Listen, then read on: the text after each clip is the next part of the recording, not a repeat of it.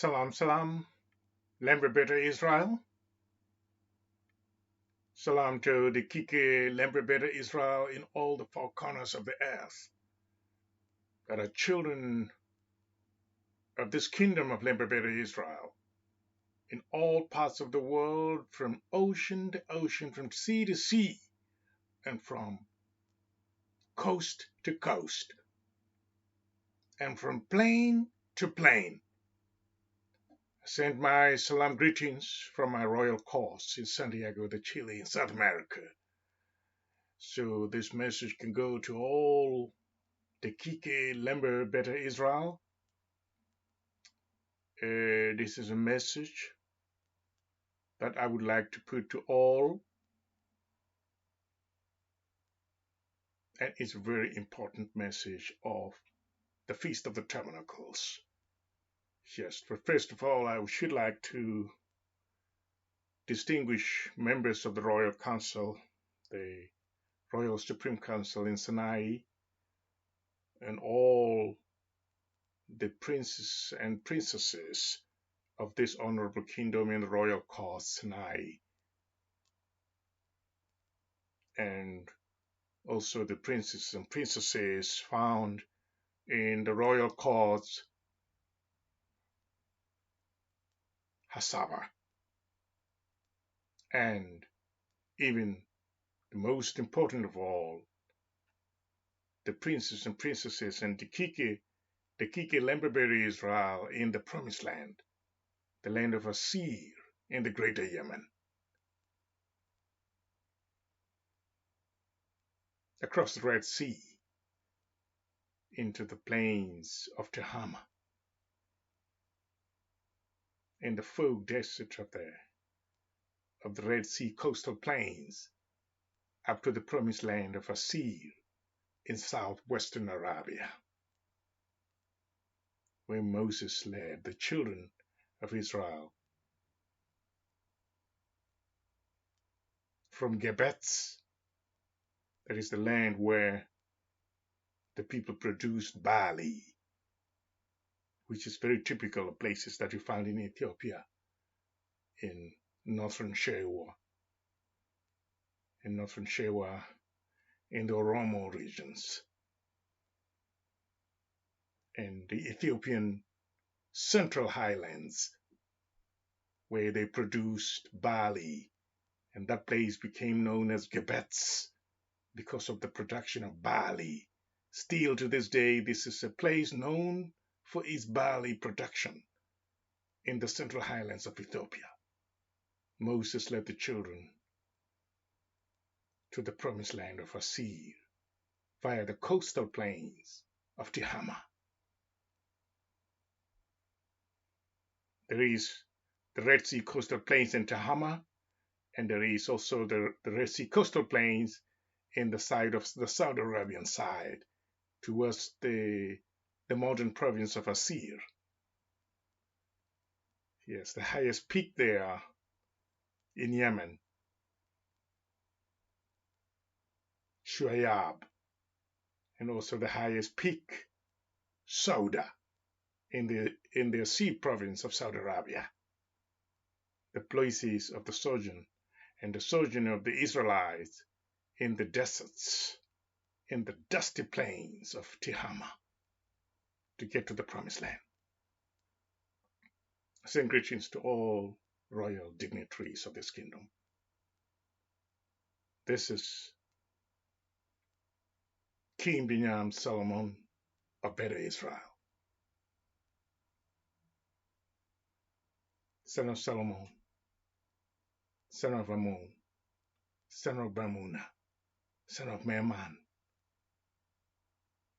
and son of Aman of Yemeni, son of Sena, and son of Saba. I send these greetings that we have been celebrating the feast of Be'al Masallat, which is the Feast of the Tabernacles.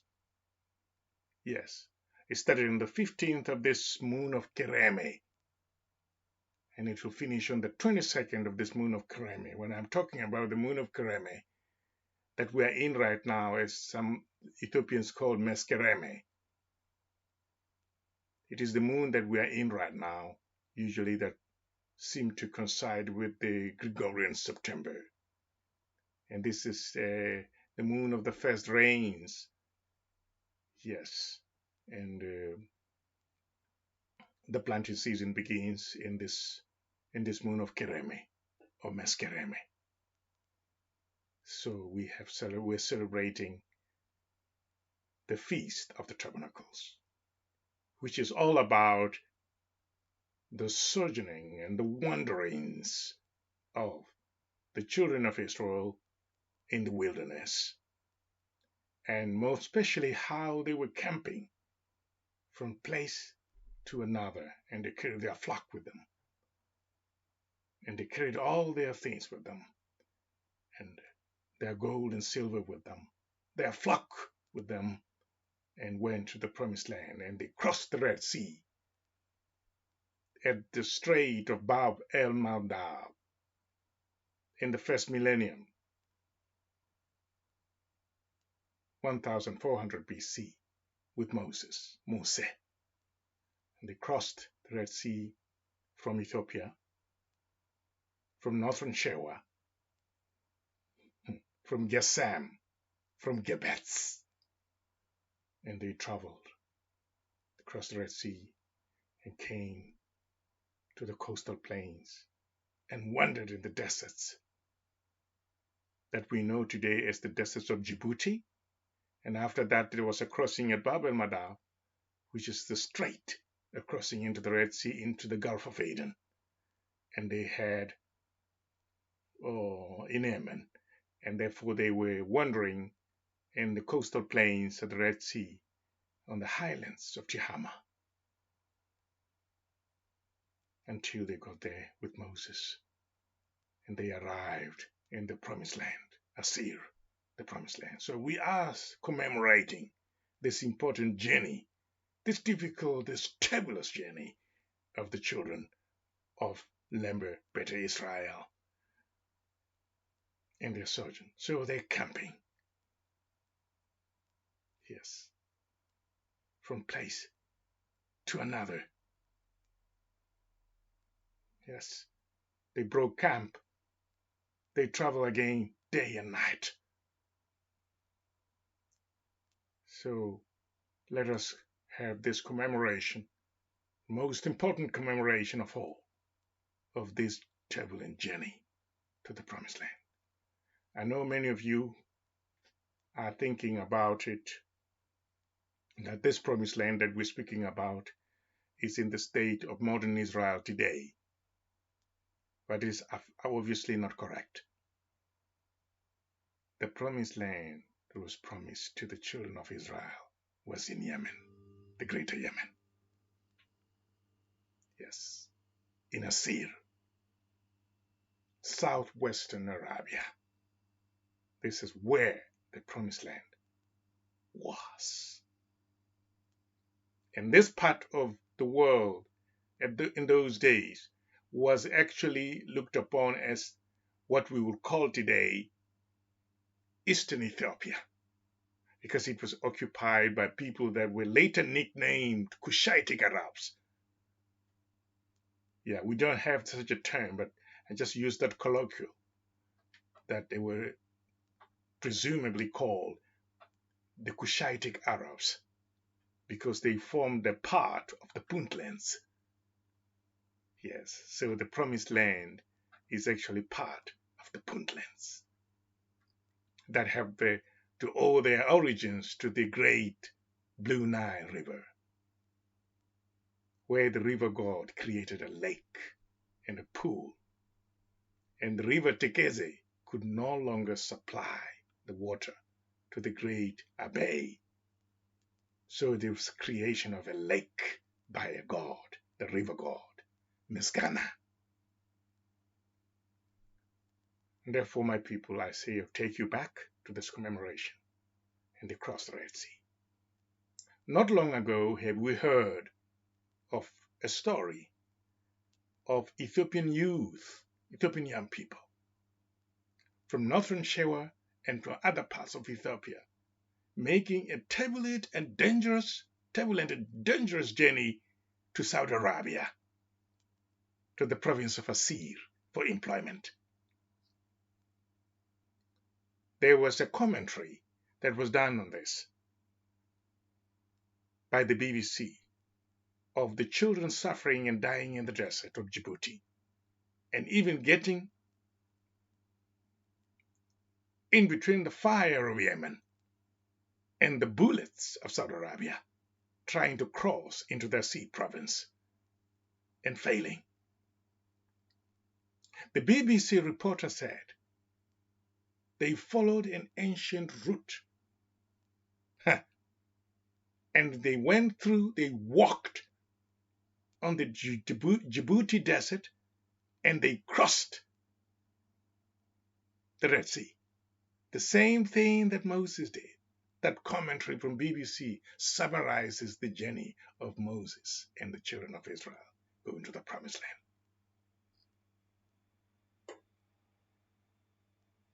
They followed an ancient route. In 2021, Ethiopian youth, Ethiopian young people, teenagers,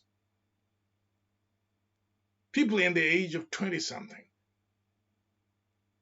remembered a route that was used in 1400 BC by Moses and the children of Israel when they moved from Ethiopia to the greater Yemen to settle in the Promised Land. And the thing that made the Promised Land the real Promised Land, you know what it is, or what it was, and what it still is? It was the monsoon rains. The monsoon rains, making those high plateaus, fertile crescents that were never ever seen before in the peninsula. That's why it was the land of milk and honey. The monsoon rains started pouring and producing vegetation and richness of the land on the fertile crescent. So the Promised Land is still known even to the youngest generation, and they perished on their way to the Promised Land. They died in the desert, and they buried in the sands, and they died of thirst. The same story. Yes. Thank you very much. I take you back to the Promised Land. Even one of these days, we still go on a turbulent journey to return to the Promised Land and speak the God of Israel, and have someone who is the liberator, leader of the children of Israel, speaking to the God of Israel in the middle of a fire.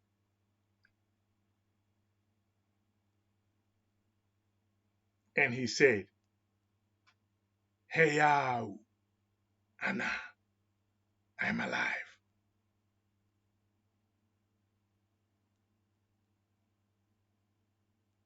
I am the one who was and will be, telling Moses in what you call Nagara Lamose, the conversation of Moses with the God of Israel in the land of Midian. Thank you, children of Israel. Do not lose and do not ever forget where your ancestors came from. Someone is asking me on the side right now, he said, where did you get the Feast of the Tabernacles from? Are you reading from the book of Leviticus? No, I'm not. I have no business with someone called Leviticus. I am talking about a turbulent journey in the history of my people going to the Promised Land that was promised to them by their God after all the compromise they suffered in Hasaba as refugees for over 400 years. I am not talking Bible books, Leviticus. I don't know who that is. I'm speaking the history of my people and their journey of journeys, the children of Saba. the speakers of the Gez language. Salam salam, Deqiqe Lemba Beta Esrael. Happy Feast of the Tabernacles. Sanai Be'al Masallat. We're celebrating until the 22nd. We started on the 3rd, on the 3rd day. No, it was not the 3rd day, it was the first, on the 15th of our moon of Kereme, which was Wednesday, this Wednesday in this week of the Gregorian days. And we're celebrating, and on that Wednesday, it was the 15th. So the 16th was Thursday, the 17th was Friday, Saturday is the 18th. We're still celebrating the Feast of the Tabernacles until the 22nd of the moon of Kereme, not September. We don't know who September is. We know the moon of Kereme, of Meskerem, in Beta Israel. Salam salam, children of Israel. Enjoy the feast of Be'al Masallat and make tents and spread leaves and palm on the ground to commemorate the journey of Jenny with camps and settlements, tents and tent pegs on the road, on the desert of Tihama, on the desert of Djibouti, and the desert of the Red Sea coastal plains, and the folk desert of the Red Sea in Yemen and Saudi Arabia. Salam salam. This is King Binyam Selamun of Lemba Beta Esrael. Salam.